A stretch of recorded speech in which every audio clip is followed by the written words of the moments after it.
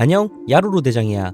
오늘은 일본 로스트 미디어 빙산 최하층에 위치한 어둠의 직업 소개소에 대해 이야기해보려고 해.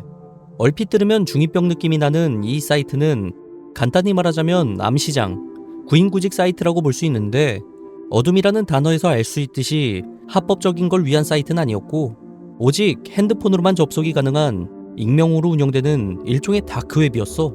그런데 이 사이트는 왜 로스트 미디어가 되었을까? 결정적인 계기는 바로 여기서 만난 사람들이 일으킨 끔찍한 사건 때문이야.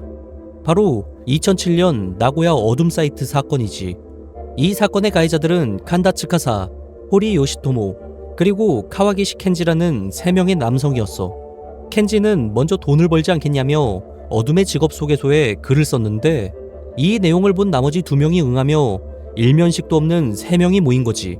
모인 그들은 나는 교도소에서 막 출소했다. 나는 사람을 없애본 적이 있다. 이런 식으로 소개를 한 뒤 범행을 모의하기 시작했어. 그렇게 2007년 8월 24일 밤, 범행 계획을 세운 이들은 나고야 시내에서 혼자 귀가하던 31세 여성 회사원 이소가이 리에를 발견했고, 미리 정해둔 타겟 조건에 부합하자 그녀에게 점점 다가가 계획한 대로 순식간에 차 문을 열며 그녀를 차에 태웠지. 이후 범인들은 차 안에서 피해자에게 현금을 인출하기 위해 통장 비밀번호를 요구했는데, 피해자는 필사적으로 저항했지만 목숨을 위협받자 어쩔 수 없이 2960이라는 번호를 알려주게 되었어.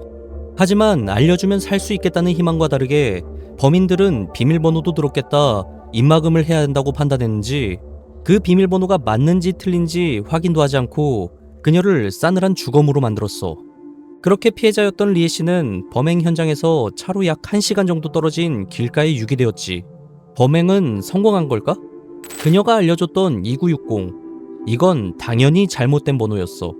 리에 씨가 당시 상황을 면하고자 일단 아무 번호나 말했던 건데, 그걸 몰랐던 범인들은 현금 인출을 위해 은행에 갔었고 비밀번호가 틀려 아무 소득도 없이 은행을 나오게 된 거야.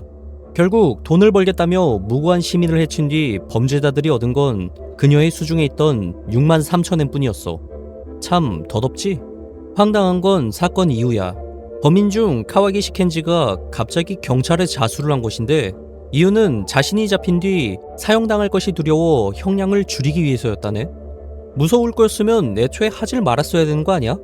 여튼 켄지의 빠른 자백으로 인해 나머지 2명도 모두 검거됐고, 재판에서 켄지와 호리는 무기징역, 칸다는 사형 판결을 받게 됐는데, 이후 조사하면서 과거에 호리가 저지른 또 다른 범죄가 드러나며 최종적으로 2명 사형, 1명 무기징역으로 사건은 마무리돼. 이 충격적인 사건 직후 어둠의 직업 소개소는 폐쇄됐고, 웨이백머신 같은 곳에도 흔적이 사라진 다크로스트 미디어로서 남게 되었어.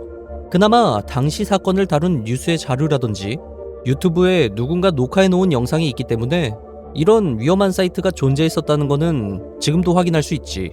일본 사회는 해당 사건을 계기로 인터넷 익명성을 악용한 범죄에 대해 경각심을 크게 높여 지금까지도 야미바이트를 경고하는 캠페인이 계속된다고 해.